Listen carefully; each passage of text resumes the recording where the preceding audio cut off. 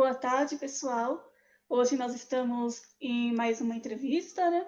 Hoje nós iremos falar um pouco sobre o ensino de medicina, né?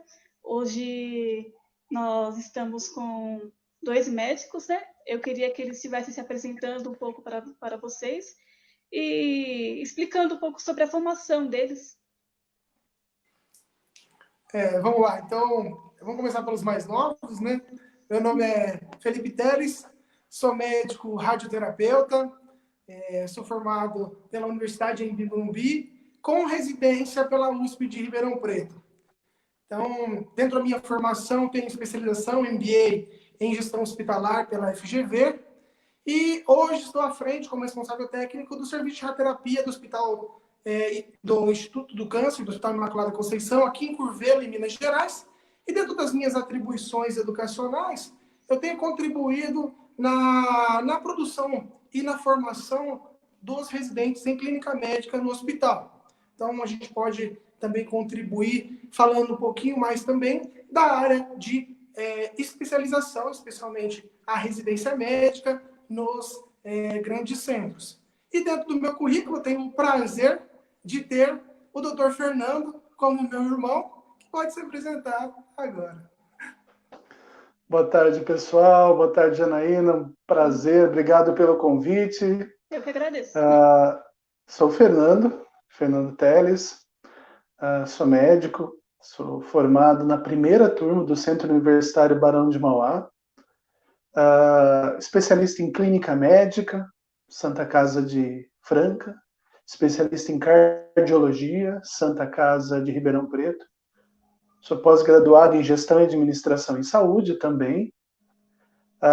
Tenho mestrado pela Federal de São Carlos em gestão da clínica, terminando doutorado em saúde baseada em evidência aqui pela Federal de São Carlos, e especialista em processos educacionais na saúde pelo Hospital Sírio-Libanês. Atualmente, eu sou o gestor do curso de medicina aqui da Universidade Municipal de São Caetano do Sul, o campus de São Paulo, uma universidade pública que tem 2 campos em medicina. Eu sou o gestor do campus São Paulo. Atuo também na parte do Instituto de Ensino e Pesquisa do Hospital Sírio-Libanês e no Departamento de Saúde Baseada em Evidências da Universidade Federal de São Paulo. Mas o melhor do meu currículo, ser irmão do Felipe também. Sim. Agradeço, né, a participação de vocês aqui, né, nessa live. Agradeço a apresentação, né, que vocês fizeram. E eu gostaria que vocês comentassem um pouco qual é a relação de vocês, né, com o município de Mairinque, né, realmente. E como foi, né, a formação, né, em medicina, tendo estudado escola pública, né? Pode ir lá, né? Posso começar? Sim. Então, eu estudei a vida inteira no colégio. Antes era Jardim Cruzeiro, depois virou Maria de Oliveira Lelizito, né? Mas eu comecei ainda chamando Jardim Cruzeiro. Estudei, fiz todo o ensino primário e secundário, que a gente chamava na época, né? E ao final do segundo colegial, eu consegui uma bolsa de estudos. Então eu fiz, ao final do terceiro, eu consegui uma bolsa de estudos e fiz 3 meses de cursinho. Mas toda minha formação básica, né, o primário e o secundário, foi em escola pública. Eu me descobri querendo fazer medicina ali por volta dos 16 anos, que eu cravei que ia fazer, eu sempre gostei, mas decidi mesmo encarar a partir ali dos 16 anos. E é uma escolha difícil, né? É uma escolha difícil porque o pai, na época, ele trabalhava na ferrovia, na FEPASA, dava muita aula, trabalhava também na prefeitura, trabalhava muito. O curso de medicina é um curso caro, mas de qualquer forma, naquele momento eu busquei fazer a minha parte, que foi dedicar ao estudo, ter disciplina no estudo, e aí em maio de 99, eu passei na faculdade em Ribeirão Preto. Foi mais ou menos essa aí a minha trajetória na escola, em Mairinque, e como eu cheguei à universidade. Sim. Agora o Felipe poderia estar falando também. Claro. Eu já entrei na escola, ela já chamava Maria de Oliveira Lerizito, então eu já tinha transformado de Jardim Cruzeiro. Aquele uniforme cinza, que eu não sei se todo mundo conhece, já tinha se transformado na camisa branca, com logotipo azul. Então, a minha formação foi escola pública, e também, como meu irmão, terceiro colegial, eu também consegui uma bolsa, mas eu fiz 2 anos de cursinho. Então, foi um pouquinho mais intenso, tive que me dedicar um pouquinho mais, por causa que eu não tinha passado no vestibular ainda, e eu tive que estudar, e era algo que eu também busquei todo esse período. Então, nós estamos e viemos de escola pública, nós temos essa formação na cidade de Mairink, né?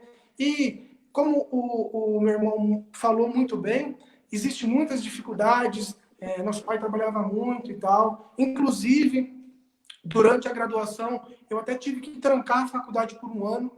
Então, as dificuldades, elas existem, é algo que vem aí como barreiras para a gente, mas é muito bonito e muito gratificante contar essas histórias depois que passa todo o período de turbulência.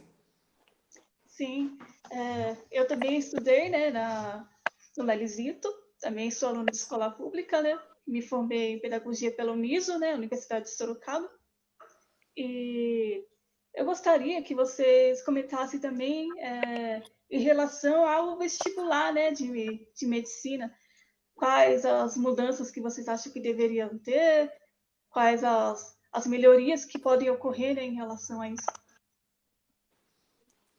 Bom, o Perfeito. acesso... Pode falar, Pipe.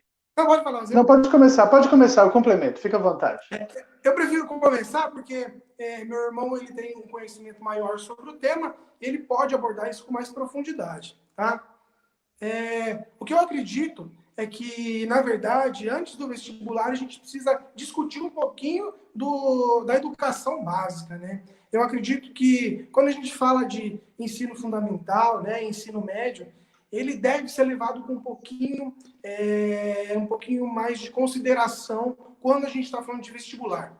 Hoje, para entrar numa escola, numa graduação, é avaliado pontualmente o conhecimento de um aluno que foi adquirido em 11 anos, que pode ser que especificamente o tema abordado não seja de domínio daquela pessoa.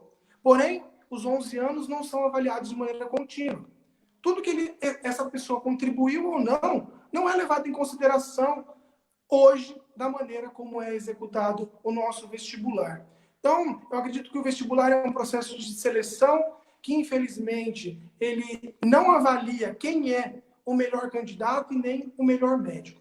E quem será o melhor médico? Ele avalia pontualmente aquele que consegue se desempenhar melhor em uma avaliação em diferentes disciplinas, entre elas química, biologia, física, na qual, infelizmente,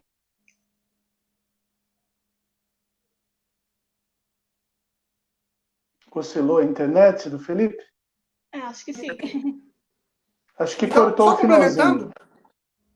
Tá. Então, só complementando, o foco do vestibular não é direcionado para a graduação específica que esse candidato vai ter. Então, acredito que essa deva ser uma transformação no processo avaliativo dos alunos para uma graduação, seja de medicina ou qualquer outra graduação no nosso país. Sim. Agora, eu gostaria que o Fernando, né, estivesse comentando um pouquinho também sobre esse assunto.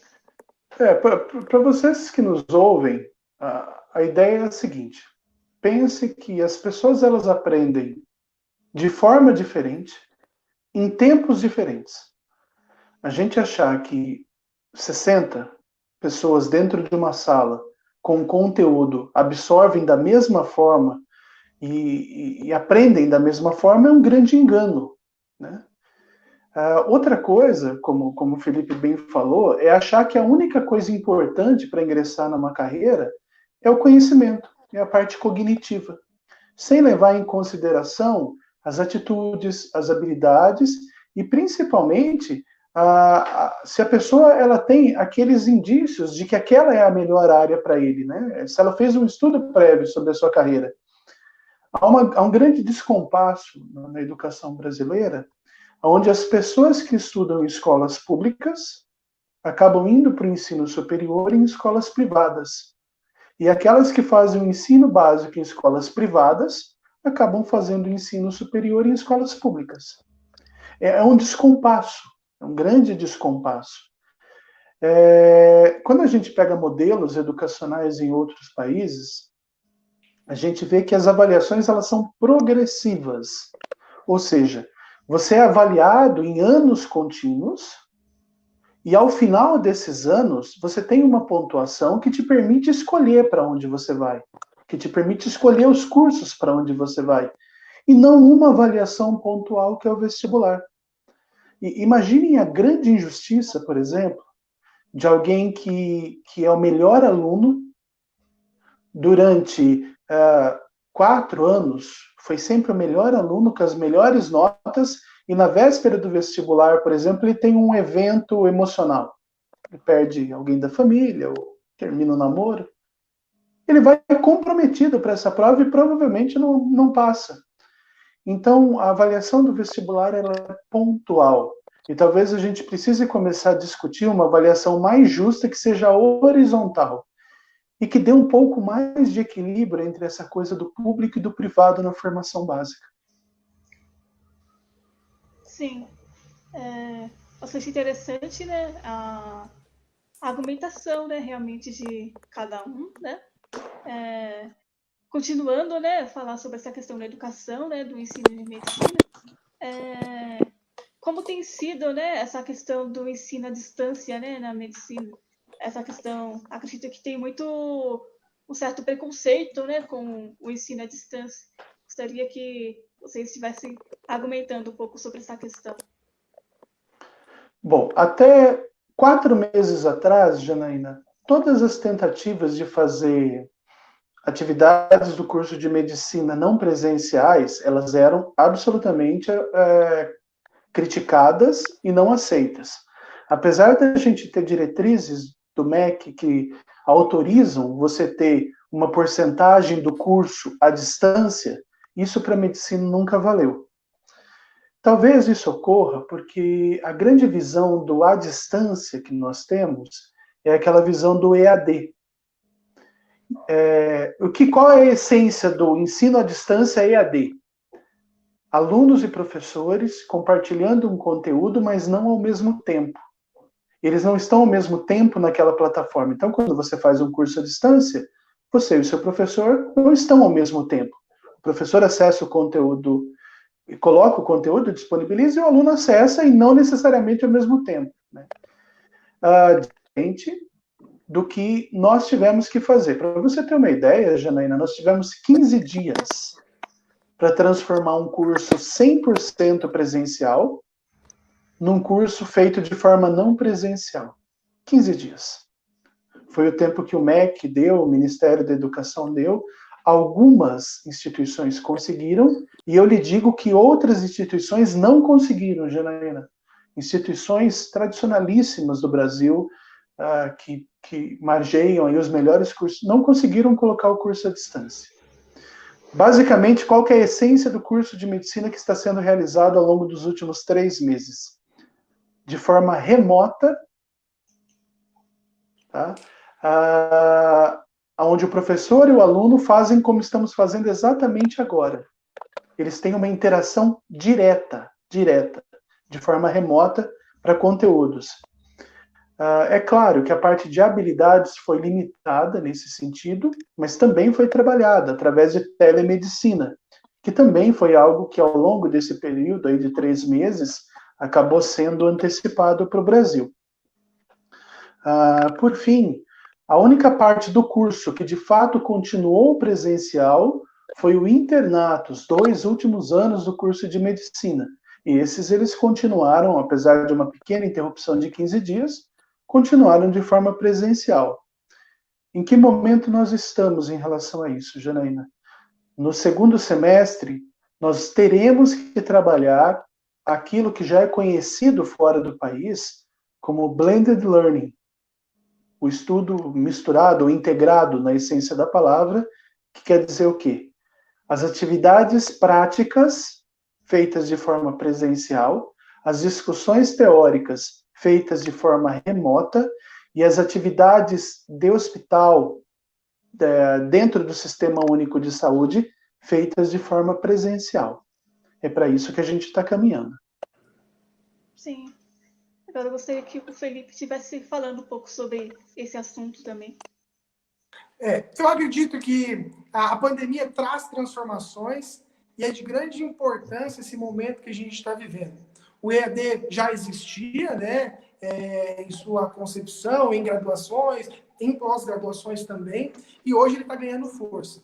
Eu acredito que é interessante essa interação que há entre os alunos e o professor, tá? Aqui na residência nós tivemos um problema, porque uma das colegas e está dentro do grupo de risco e nós tivemos que afastar. As aulas estão acontecendo toda via EAD. Então, inclusive em cursos de especialização, estamos utilizando esse método, tá? E eu acredito que é de grande valia, pois é assim que nós conseguimos transformar e cada vez mais melhorar a forma como nós estamos aprendendo e também ensinando. Um grande impacto que tem é que essas apresentações podem ser gravadas, podem ser executadas no futuro, sendo utilizados como essa metodologia ativa que o Fernando falou, no qual o modelo de aula invertida pode ter uma gama de conhecimento prévio, inclusive de aulas que nós estamos ministrando atualmente. Sim. Então, acredito que foi, né, abordado, né, foi esclarecida essa questão do ensino à distância, né, em relação à medicina.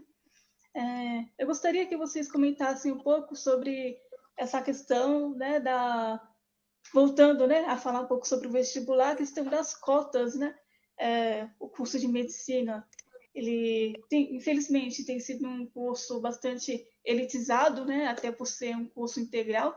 Então, eu gostaria que vocês estivessem comentando um pouco sobre isso. Bom, o curso de medicina, Janaína, ele é gerenciado, ele tem uma política pública de indução, que é a diretriz curricular. Nós temos, historicamente no Brasil, um primeiro movimento para ter um currículo comum na medicina, que acontece ali na década de 80, de 90. Após o advento do SUS, a primeira diretriz curricular, que é de 2001, e a nossa atual diretriz, que é de 2014, após o programa Mais Médicos. Atualmente nós temos no país 342 cursos de medicina. As instituições públicas, principalmente, elas selecionam cotas, elas permitem cotas das mais diversas naturezas para acesso ao curso. E não só os de medicina, mas os demais cursos também trabalham com cotas. Sim. A questão das cotas, ela pode ser olhada por vários aspectos, né? Por aspecto cultural, por um aspecto regional, mas a defesa que eu vou fazer agora, Janaína, ela é baseada em evidências de outros países, tá? Então eu peço que as pessoas, assim, não se ofendam com o que eu vou dizer, mas as cotas, elas têm o objetivo, na essência, de oferecer um reequilíbrio a pessoas que não conseguiram ter condições de entrar numa disputa no mesmo patamar. E como a gente disse anteriormente, o grande desequilíbrio do acesso à medicina é o desequilíbrio entre o ensino básico na escola pública e o ensino básico na escola privada. Aonde nós sabemos que as pessoas com mais dificuldade financeira, elas têm mais dificuldade de acesso à educação. E isso é transversal no país. O acesso à educação de qualidade, ele tem uma íntima relação com as comunidades mais carentes, com aqueles que têm uma dificuldade financeira mais pronunciada. Nesse sentido, o determinante, Janaína, não é a raça, mas é a condição social. Sim. Países que adotaram cotas baseados em raça, eles fadaram, infelizmente, a intensificar a discriminação racial. As cotas de países que tiveram sucesso, elas eram sociais. Então, o fator determinante não era a raça da pessoa, mas sim a sua condição social. De forma que você equilibra a questão social e não a questão racial. Entendam que, assim, afirmar isso não é falar a favor do racismo, não tem nada a ver. O que nós estamos falando é que nós vemos a cada dia as cotas raciais sendo utilizadas de uma forma absolutamente discrepantes. É só você jogar no Google e ver as pessoas que estão utilizando a cota racial de forma absolutamente discrepante. E isso não favorece o processo. Países como Dinamarca, como Suíça, eles trabalharam cota social. E aí sim, assumindo que nós temos uma grande lacuna no ensino básico e que essa lacuna deve ser suprida no acesso ao ensino superior. Lembra que eu disse? A pessoa estuda na escola pública e depois no superior ela está na privada. E a pessoa estuda o básico na privada e depois ela vai para a pública. É isso que nós temos que equilibrar. E a cota racial, ela não dá conta de equilibrar isso. Esse é o detalhe. Quando a gente pega modelos de outros países de sucesso, eles equilibraram isso, mas não por cota racial, por cota social. Acho que era isso. Sim. Agora eu queria que o Felipe estivesse falando. Perfeito. Então, as cotas sempre foram e são ainda um tema polêmico, tá? Uma vez que você divergir de uma cota te coloca em um grupo oposto. Porém, não é dessa maneira que deve ser abordado, como muito bem explicado pelo Fernando. Eu acredito que hoje a declaração da cota racial, primeiramente, é feita de maneira inadequada, uma vez que é uma autodeclaração. Ou seja, se eu me declarar negro, pois todos nós brasileiros temos sim uma origem pela nossa própria colonização, né, afrodescendente. Se eu me declarar, é a cor da pele que vai ser predominante ou a minha declaração? Então, essa divergência, primeiramente, na autodeclaração ou da forma como é observado a cota racial, infelizmente, não é bem estabelecida no nosso país.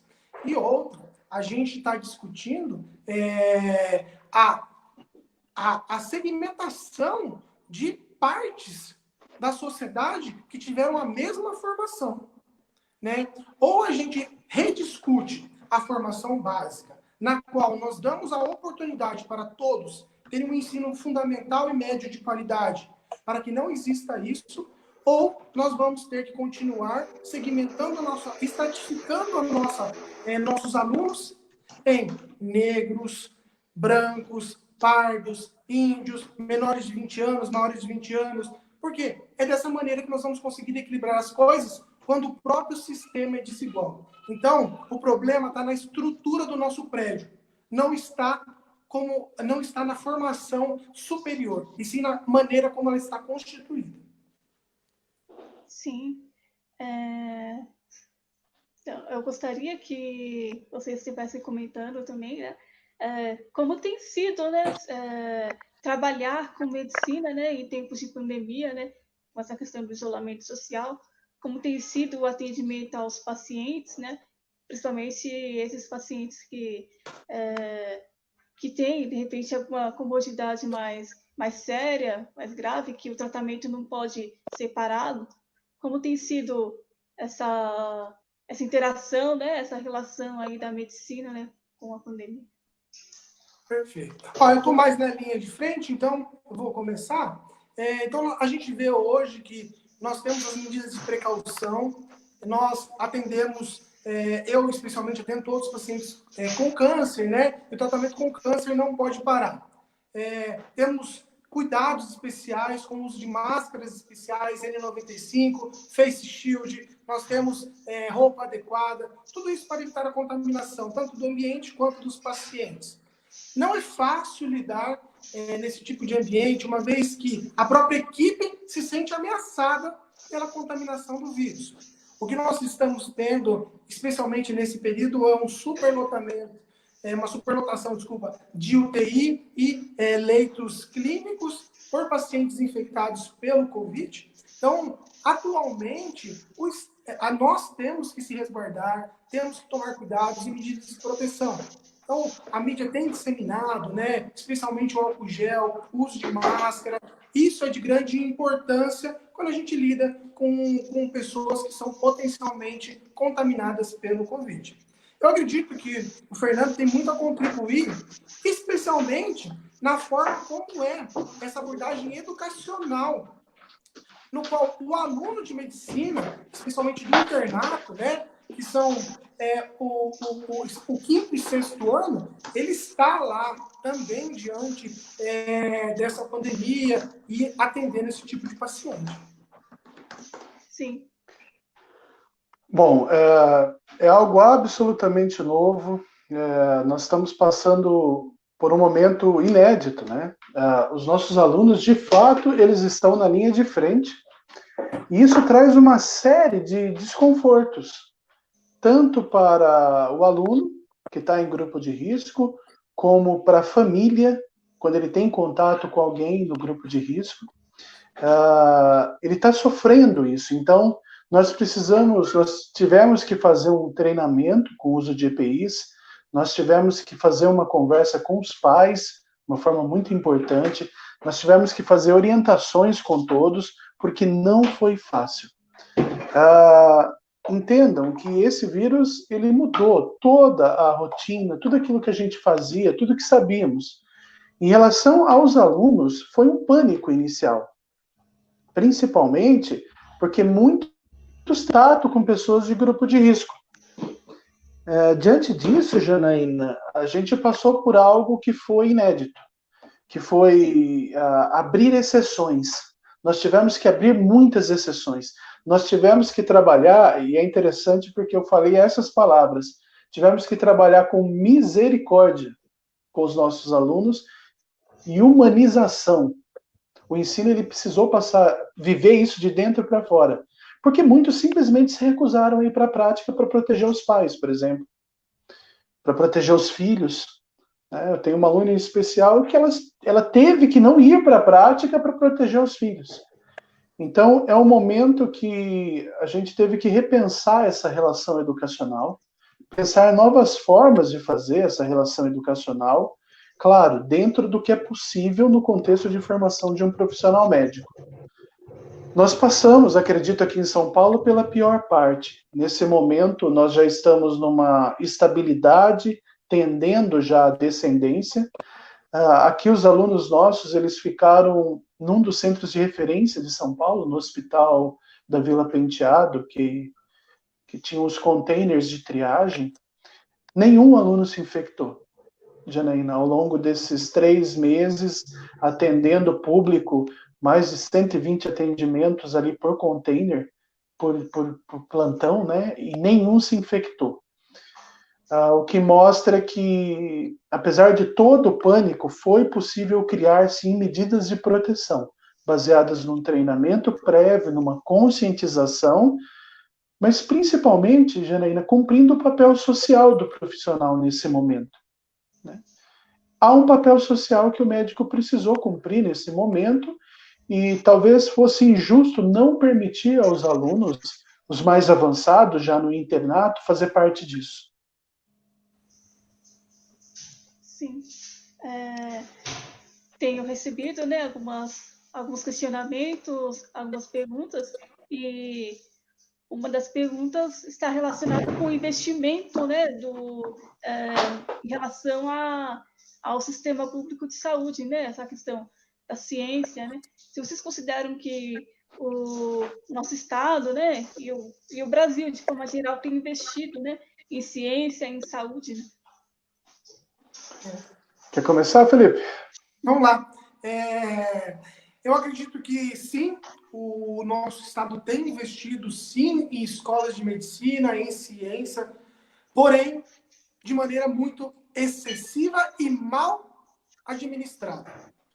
O recurso existe, porém está alocado muitas vezes em locais que a demanda ou a necessidade daquele recurso não é tão claro e tão evidente diante de situações básicas que nós passamos no nosso país e que são fundamentais para ter uma saúde básica de qualidade.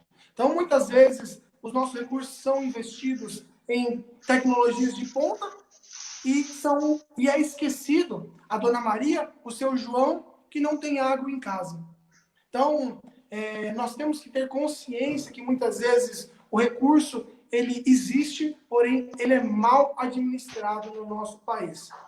Em escolas de medicina, especialmente, nós vemos uma discrepância muito grande em investimentos em escolas públicas e escolas privadas. Parece que a gestão é o principal fator atribuído a esse posicionamento, essa necessidade maior de recurso em uma escola privada do que numa escola pública.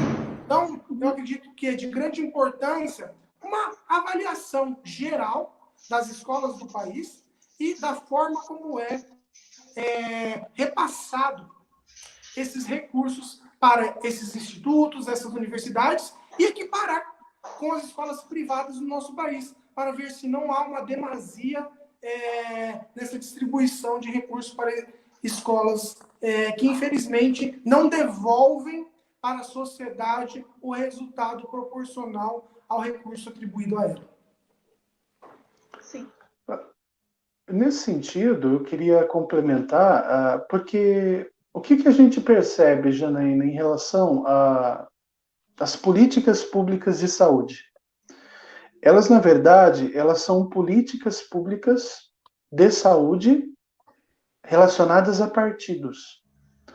O que nós temos são políticas implementadas que duram um período, mas que, ao haver o pleito eleitoral e a mudança, essas políticas elas são interrompidas ou modificadas de uma forma drástica, de forma que a gente perde a continuidade do processo. E essa perda de continuidade no processo tem feito com que exatamente isso que o Felipe diz, dos recursos serem mal utilizados, mal alocados, sem gerar exatamente os benefícios para que eles se pretendiam. Então, um grande exemplo, por exemplo, em dezembro, o programa dos agentes comunitários de saúde ele foi interrompido na maioria do país. Nunca esses funcionários, esses profissionais foram tão importantes como o momento que a gente está vivendo. Há um grande desequilíbrio. Há um grande desequilíbrio. Porque o que nós temos feito, infelizmente, são estratégias de saúde que não são baseadas nas melhores evidências. Elas são baseadas em percepções pessoais, em percepções políticas, em ideologias. Nós tivemos, ao longo dessa pandemia, inúmeros exemplos de recursos mal aplicados, de recursos mal distribuídos, de recursos que precisavam acontecer e não aconteceram. O que nós vivemos na pandemia, é reflexo do que a gente vive nas políticas públicas de saúde. Concordo plenamente que estamos discutindo gestão baseada em evidências. É isso que nós estamos discutindo. Eficiência, eficácia, efetividade.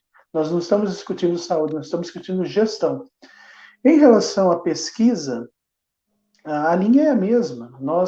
Nós conseguimos aglomerar grandes valores em locais que não dão a resposta que a sociedade precisa, as necessidades sociais de saúde.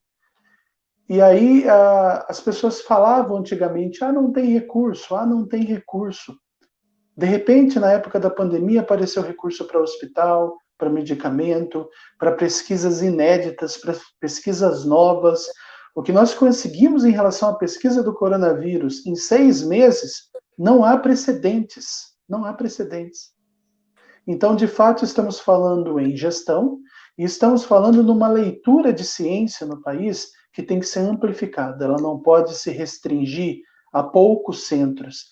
Ela precisa ser mais universalizada e, a partir disso, tentar responder às necessidades de saúde que, num país como o Brasil, desse tamanho, são diferentes.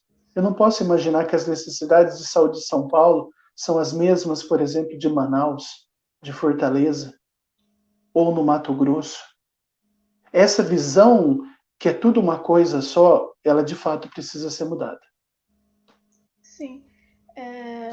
Uma coisa que tem preocupado muitas pessoas, né? Tem questionado, né? Assim, tem trazido um questionamento, né, para muita gente, é a questão, né, da vacina, né?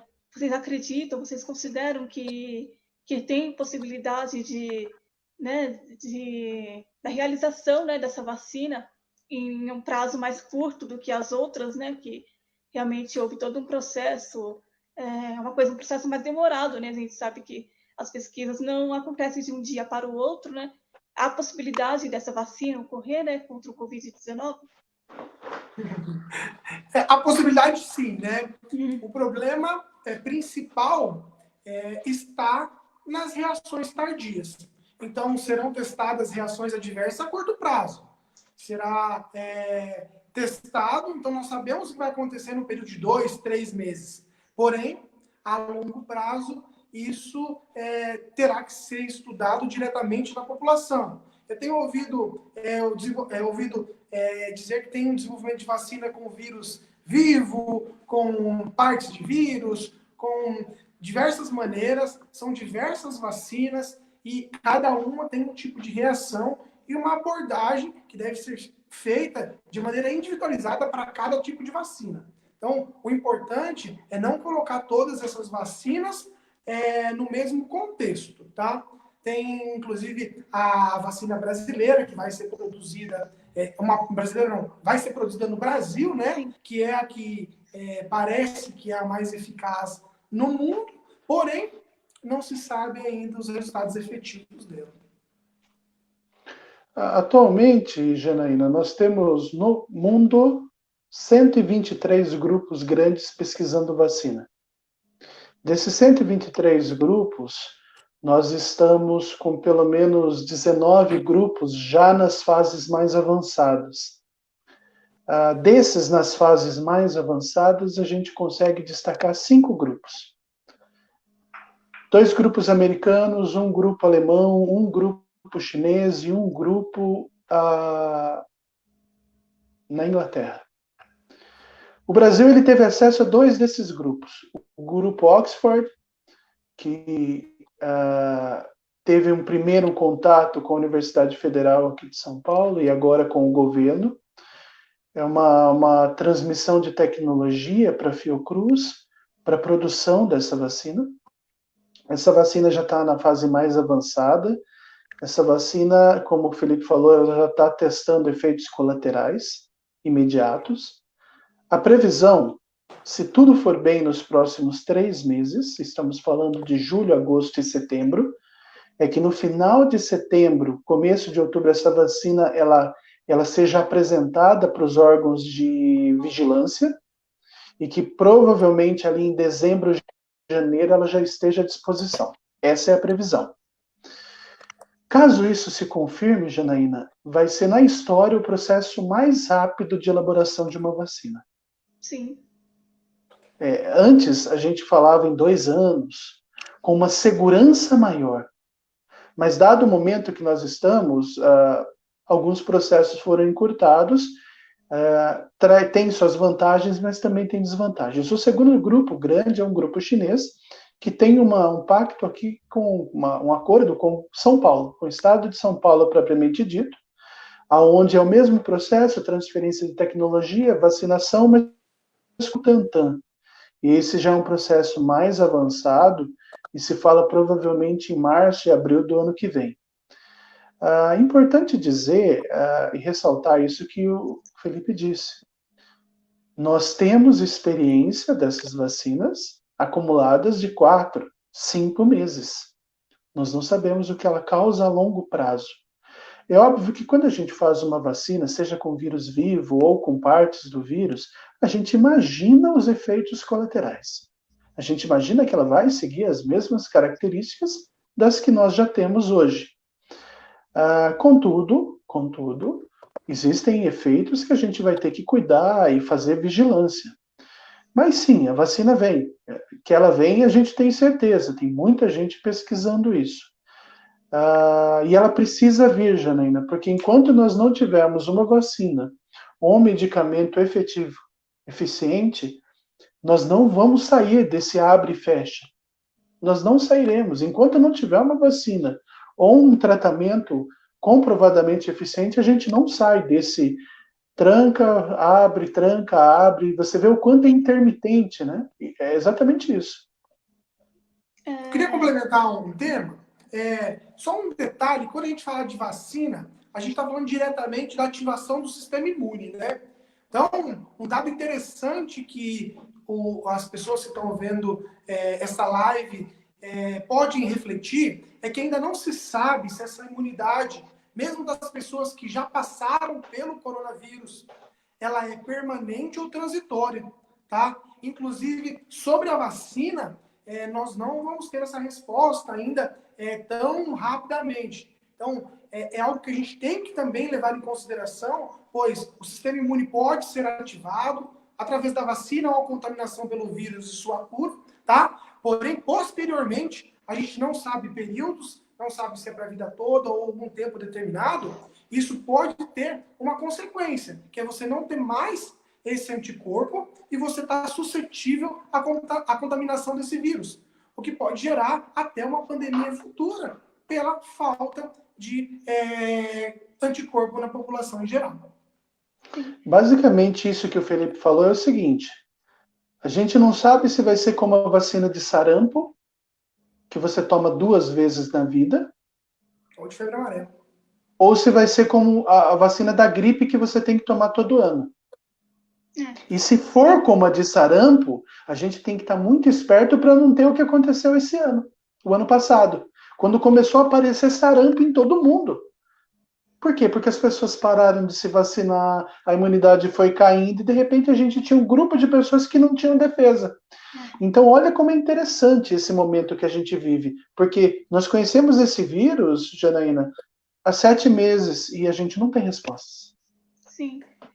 Com relação à vacina de sarampo, muitas pessoas tinham tomado uma vacina só, né? Aí também não tinha a eficiência, né? A eficácia dela, com uma dose E olha só. o susto que a gente tomou por causa disso, né? Perfeito.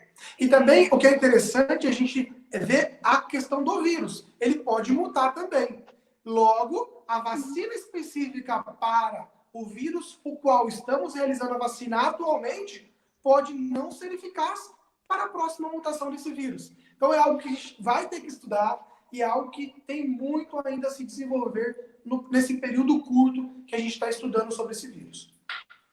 Sim. Nós, né, temos ouvido falar que a pandemia ela tem atrapalhado um pouco essa questão também de um diagnóstico precoce, né, de alguns problemas. Tenho ouvido falar que os pacientes têm vindo mais tardiamente, né, ao consultório, né, ao hospital para ser avaliado e descobrir qual o problema de saúde que ele tem, né, o que tem acontecido com a saúde dele. Isso tem ocorrido realmente? As pessoas têm procurado mais tardiamente, né, o sistema de saúde para fazer um diagnóstico? Isso é algo que eu tenho publicado constantemente, tá? Primeiro, pelo impacto propriamente do acesso. Nós vimos que, atualmente, a estratégia de saúde da família ela foi restringida de acordo com as questões populacionais, nós tivemos a redução de exames preventivos e também a própria superlotação de exames como uma tomografia, uma ressonância, devido às investigações que estão existindo no hospital. Então, especificamente para o câncer, a gente tem, pelo menos, aí a gente está falando do impacto de 45% de redução de diagnósticos. Então, isso fará com que no futuro exista uma nova pandemia de casos avançados de câncer, seja pelo acesso ou pela falta de prevenção com relação ao câncer.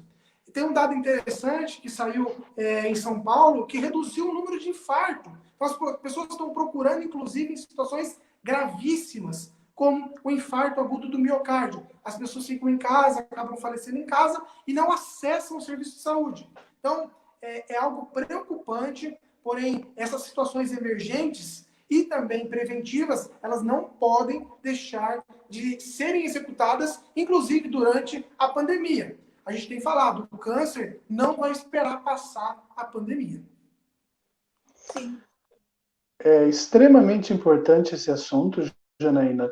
Obrigado por ter tocado nele, porque o pânico da população e a baixa, as pessoas sabem pouco sobre suas doenças, né? Então, um paciente, por exemplo, diabético, hipertenso, obeso, ele tem uma coisa que nós chamamos que é risco cardiovascular. E aí, quando ele começa a ter a dor no peito, ele fala assim, deve ser uma dorzinha simples, eu não vou lá porque senão eu pego o Covid. E aí ele está infartando. E duas coisas estão acontecendo, como o Felipe falou. Ou a pessoa chega, espera o máximo que dá. Quando não está dando, ela vai para o hospital, e aí já é tarde, porque o problema já está avançado. Ou ela espera tanto, porque ela acaba morrendo em casa. Então, esses dados aumentaram muito. Mortes em casa. Existe uma coisa, Janaína, que é assim, é muito difícil a gente fazer pesquisa estatística durante uma pandemia.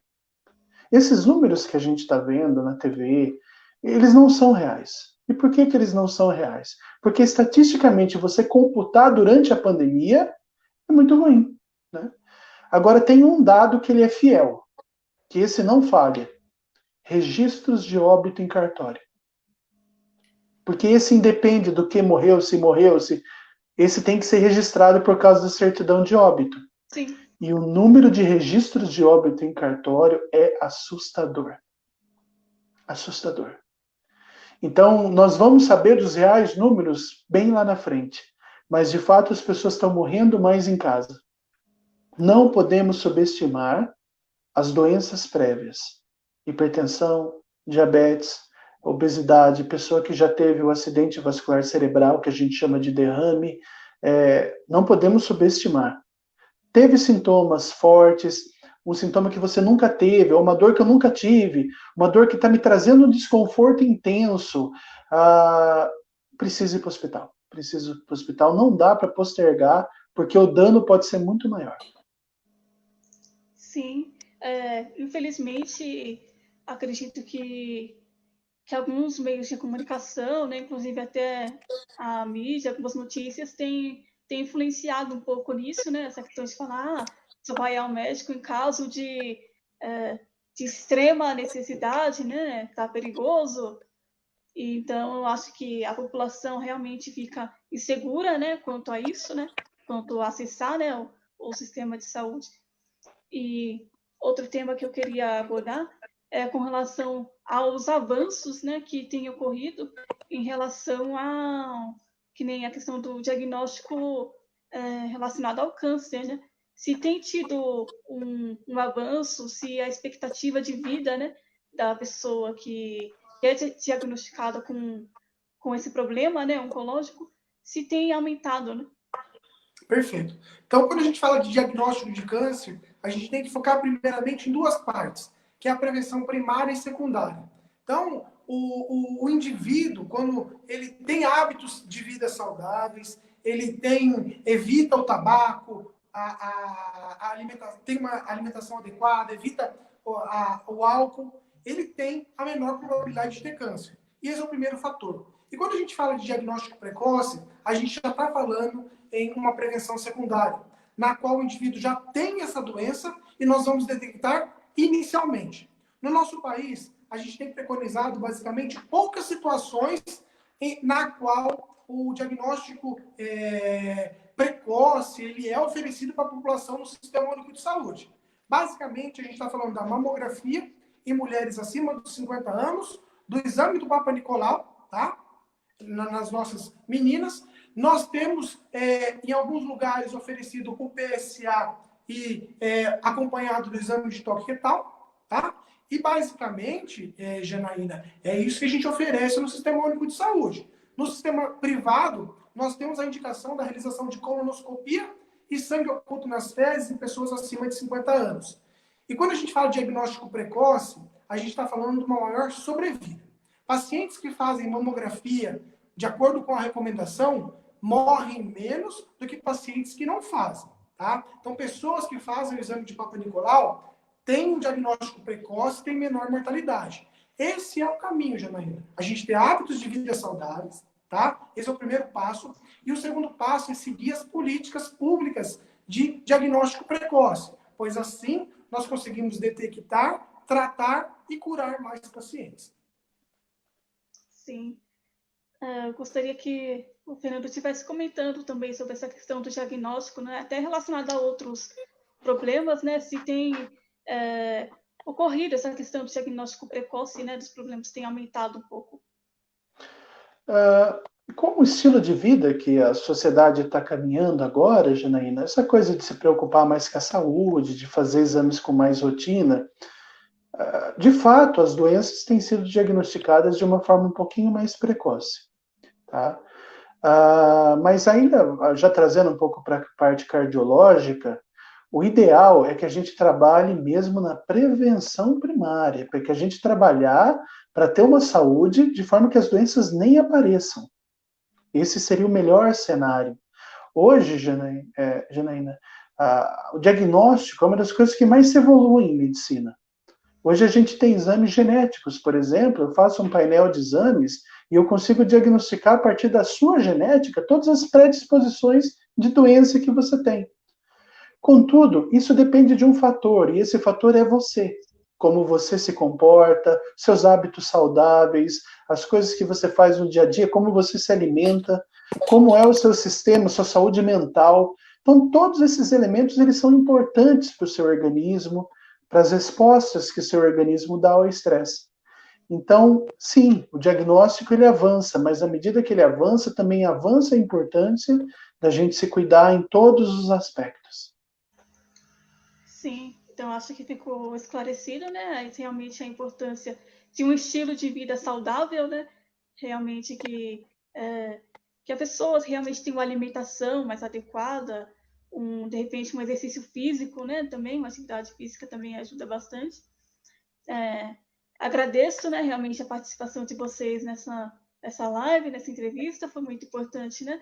Contar com a participação de vocês e realmente, né? Agradeço.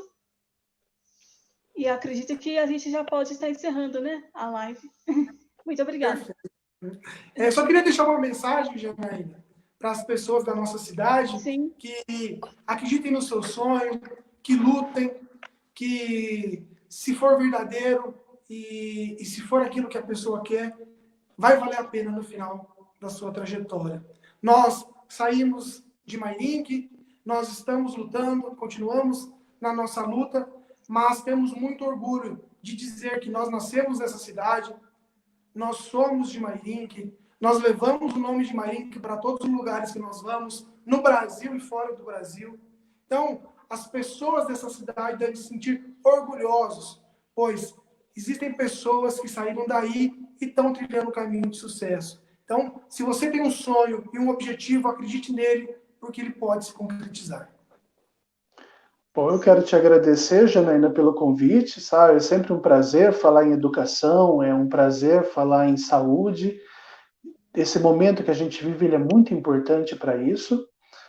E quero reforçar aquilo que o Felipe disse. De fato, você veja, a gente estudou em escola pública, o pai teve uma vida super humilde, o pai funcionário, trabalhando muito.